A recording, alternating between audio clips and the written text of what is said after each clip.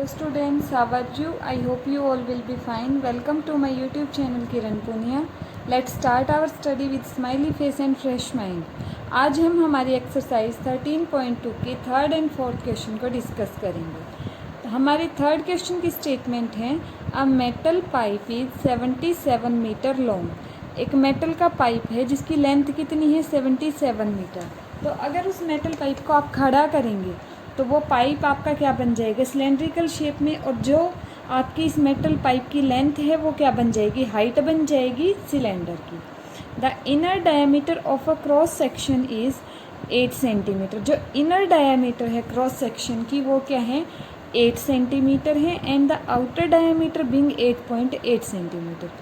Inner diameter जो थी अंदर की, जैसे पाइप की कुछ ना कुछ मोटाई भी तो होगी ना, तो बीच में से तो खोखला होता है आपका पाइप, बट उसकी मोटाई होती है पाइप की कुछ ना कुछ. तो इसलिए इन्होंने इनर एंड आउटर क्या दे रखी है, डायमीटर अलग अलग दे रखी है. आउटर डायमीटर है 8.8 centimetre. Find its inner curved surface area, outer curved surface area, total surface area. अब आपको inner, outer and total surface area बताना है. इनर और आउटर तो कर्व्ड सरफेस और वैसे टोटल सरफेस एरिया.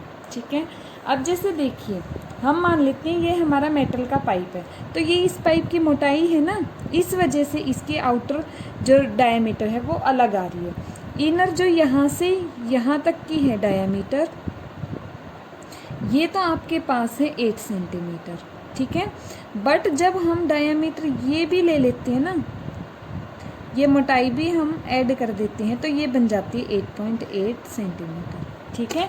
मोटाई की वजह से वो बढ़ गई ना हमारी डायमीटर.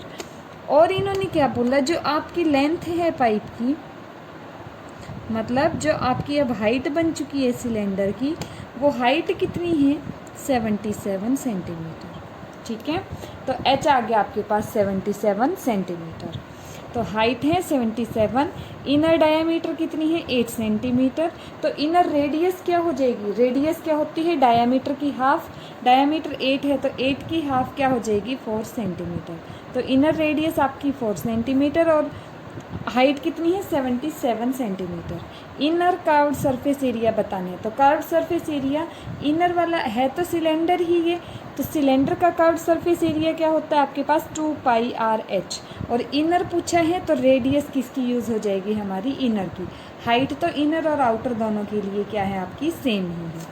अब आप वैल्यू रख देंगे यहाँ पे 2, पाई की वैल्यू 22/7 मल्टीप्लाई बाय रेडियस कितनी है आपके पास 4 सेंटीमीटर, हाइट है 77 सेंटीमीटर. जो कैंसिल होगा उसको कट कर देंगे. 77 से हो जाएगा. एंड जब आप इसकी मल्टीप्लिकेशन करेंगे तो आपके पास मल्टीप्लिकेशन के बाद आंसर आएगा 1936 सेंटीमीटर स्क्वेयर, क्योंकि सारी यूनिट हमारी क्या थी मेजरमेंट की सेंटीमीटर, और एरिया है तो स्क्वेयर में आता है. सेकंड पार्ट इन्होंने पूछा था outer curved surface area. Outer के लिए आउटर डायमीटर यूज़ करेंगे. आउटर डायमीटर थी 8.8 सेंटीमीटर. सो आउटर रेडियस क्या हो जाएगी, इस 8.8 को 2 से डिवाइड करवा देंगे, क्योंकि रेडियस डायमीटर की हाफ होती है, तो क्या होगी 4.4 सेंटीमीटर. हाइट कितनी है, हाइट तो सेम है जो इनर के लिए थी वही आउटर के लिए है 77 सेंटीमीटर. ठीक है. अब आउटर कर्व्ड सरफेस एरिया आपका क्या होता है, कर्व्ड सरफेस एरिया तो सिलेंडर का 2πr/h, बस यहाँ पे रेडियस कौन सी यूज़ हो जाएगी आउटर वाली. तो क्या आ जाएगा 2 multiply by 22/7, radius is 4.4 and height is 77. 7 1 ज़ा 7 एंड 11 से ये कट हो जाएगा. इसको जब आप सॉल्व करेंगे तो इसका आंसर आ जाएगा 2129.6 सेंटीमीटर स्क्वेयर. ये तो मल्टीप्लिकेशन ही है आपकी, ओनली मल्टीप्लाई करना है. थर्ड पार्ट उन्होंने बोला था total surface area of the pipe. Pipe क्या था आपका सिलेंड्रिकल. ठीक है. अब आपने इनर और आउटर सरफेस एरिया तो फाइंड आउट कर लिया. अगर इनर और आउटर सरफेस एरिया के अंदर आप जो आपके टॉप और बॉटम है उसको ऐड कर दें तो आपका टोटल सरफेस एरिया नहीं आ जाएगा, क्योंकि टोटल सरफेस एरिया क्या होता है आपका, टोटल सरफेस एरिया आपके पास होता है कर्व्ड सरफेस एरिया के साथ अगर हम बेस को भी ऐड कर देंगे तो वो टोटल सरफेस एरिया बन जाता है. वैसे भी हम क्या बोलते हैं, टोटल सरफेस एरिया तो होता है हमारा टॉप बॉटम के साथ बीच वाले पोर्शन का, ठीक है। और कर्व्ड सरफेस एरिया क्या होता है, टॉप और बॉटम को हम हटा देते हैं, बेस को, जो दोनों ऊपर और नीचे के बेसिस हैं उनको हटा देते हैं। अगर हम कर्व्ड सरफेस एरिया इनर और आउटर का लेके और उसमें ऐड कर दें जो दो बेस हैं हमारे टॉप और बॉटम के, तो टोटल सरफेस एरिया आ जाएगा। और जो एरिया बनेगा आपका बेस का, अब एरिया आपका बेस का क्या बनेगा, अब देखिए आपके बनेंगे तो दोनों सर्कल ही, क्योंकि पाइप की जो मोटाई है वो भी तो सर्कल में ही है ना, और सर्कल का एरिया आपके पास क्या होता है, पाई आर स्क्वेयर, यही होता है। बट आपको तो एरिया कहाँ का लेना है, जो बीच वाले पोर्शन का लेना है। तो अगर कैपिटल आप आउटर वाली में से इनर वाली को क्या कर देंगे, सब्ट्रैक्ट कर देंगे रेडियस को, तो क्या आ जाएगा आपका बीच के पोर्शन का एरिया, और पाई तो आपका दोनों के साथ आना ही है। तो इसलिए एक बेस का एरिया क्या हो जाएगा, pi R square minus small R square, जहाँ पे कैपिटल आर जो है आपका आउटर रेडियस है, आउटर रेडियस है, और ये स्मॉल आर आपकी इनर रेडियस है, ठीक है। अगर आउटर में से इनर आप सब्ट्रैक्ट कर देंगे तो आपके पास क्या आ जाएगा, वो सरफेस एरिया आ जाएगा, ठीक है। एरिया वन बेस का क्योंकि सर्कल ही बन रहा था इसलिए वन बेस का। अब आपको टू बेसिस का चाहिए क्योंकि टॉप और बॉटम दोनों का चाहिए, तो इसी एरिया को टू से मल्टीप्लाई करा देंगे, ठीक है। अब हम फाइंड आउट करते हैं area of two bases, area of two bases, ठीक है, is equal to 2 multiply by 22/7। R capital R क्या है, आउटर रेडियस थी 4.4 उसका स्क्वेयर माइनस इनर रेडियस थी 4 उसका स्क्वेयर, ठीक है। हमारे पास आ जाएगा 2 मल्टीप्लाई बाई 22/7, और इसका हमारे पास क्या होता है 19.36 होता है, 44 का स्क्वेयर होता है, और एक आपका क्या है डेसिमल, तो डेसिमल 2 बन जाएंगे स्क्वेयर की वजह से, 4 4 ज़ा 16। तो आपका क्या आ जाएगा 2 मल्टीप्लाई बाई 22/7 मल्टीप्लाई बाई, इन दोनों को सब्ट्रैक्ट करेंगे तो आएगा 3.36। अब ये कैंसिल हो रहे हैं, 7 4 ज़ा 28, 7 8 ज़ा 56, और डेसिमल के बाद 2 डिजिट चाहिए, 2 डिजिट हैं तो यहाँ पे क्या आ जाएगा आपका डेसिमल। अब हम करेंगे इनकी मल्टीप्लिकेशन, जो हमारे पास आएगी 21.12, और एरिया है तो किस में आ जाएगा आपका सेंटीमीटर स्क्वेयर के अंदर आ जाएगा। अब आपको तो टोटल सरफेस एरिया निकालना था ना, और टोटल सरफेस एरिया अभी हमने क्या बोला, इनर कर्व्ड सरफेस एरिया जो हमारे पास आया था 1936 centimetre square, plus outer surface area 2129.6 centimetre square, plus आपके दोनों बेसिस का एरिया, दोनों का इकट्ठा ही निकाल लिया आपने सेंटीमीटर स्क्वेयर। इन सब को ऐड कर देंगे तो आपका टोटल सरफेस एरिया आ जाएगा, ठीक है। क्या आ जाएगा आपका total surface area of the pipe. आपको क्या करना था, इनर आउटर तो बिल्कुल सिंपल था, अब टोटल सरफेस एरिया में क्या करना था, अगर इनर वाला है, जैसे देखिए ये हमारा पाइप था ना, इनर वाले का एरिया क्या होगा, इनर वाले में इस पोर्शन का एरिया आ गया, और आउटर वाले में इसका भी आ गया, तो ये एक रिपीट नहीं हो गया, इसलिए हमने बाहर वाले में से अंदर वाले का माइनस किया है, क्योंकि वो 2 बार रिपीट थोड़ी करना है, एरिया तो हमें एक ही बार लेना है, इसलिए आउटर में से जब आउटर आया तो इनर वाला रिपीट हो गया, तो इसलिए हमने इनर वाला सब्ट्रैक्ट किया, ठीक है। ऐसे सॉल्व करना है आपको आपका थर्ड क्वेश्चन। अब हम स्टार्ट करते हैं हमारा फोर्थ क्वेश्चन, जो है the diameter of a roller is 88 centimetre. एक रोलर है सिलेंड्रिकल ही शेप का होता है रोलर भी आपका, 88 सेंटीमीटर जिसकी डायमीटर है। Its length is 128 centimetre, length क्या है 128 सेंटीमीटर है, लेंथ क्या बन जाती है आपकी, हाइट बन जाती है। It takes 250 complete revolution to make move once over to level a playground।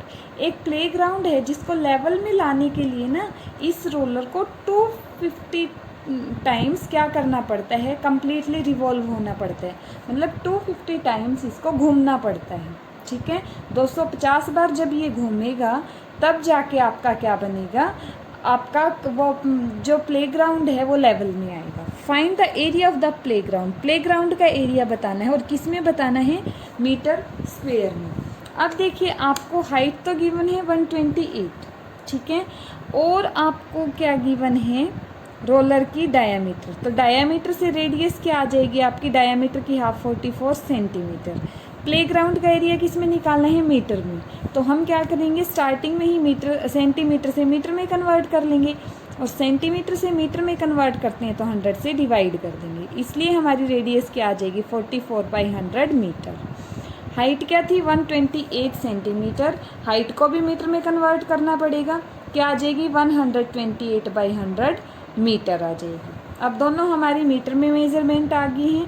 अब हमें ये देखना है हमें करना क्या है, हमें निकालना है प्लेग्राउंड का एरिया, और हमें ये पता है कि इसको आपके रोलर को 250 टाइम रिवॉल्व होना पड़ा, 250 टाइम घूमना पड़ा पूरे प्लेग्राउंड को एक लेवल में लाने के लिए।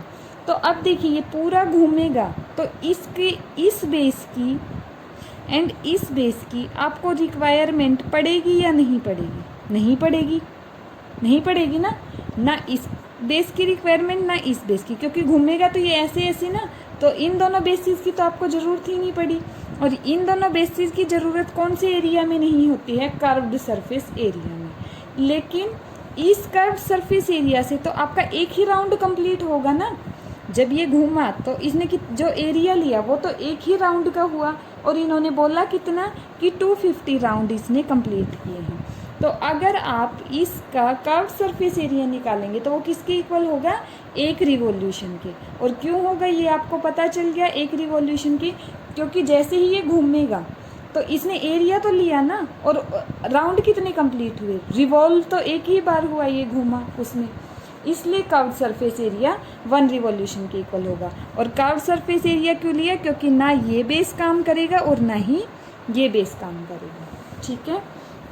जैसे ना सिलेंड्रिकल शेप ऐसी होती है, आपका जो बेलन होता है, बेलन के अगर आप जैसे जो हाथ से पकड़ते हैं ना जहाँ से बेलन को, वो दोनों पार्ट आप काट देंगे तो वो आपकी ऑलमोस्ट सिलेंड्रिकल शेप बन जाएगी, ठीक है। या आप कोई पाइप ले सकते हैं, पाइप को अगर आप सीधा खड़ा कर देंगे तो वो आपकी क्या बनेगी, सिलेंड्रिकल शेप।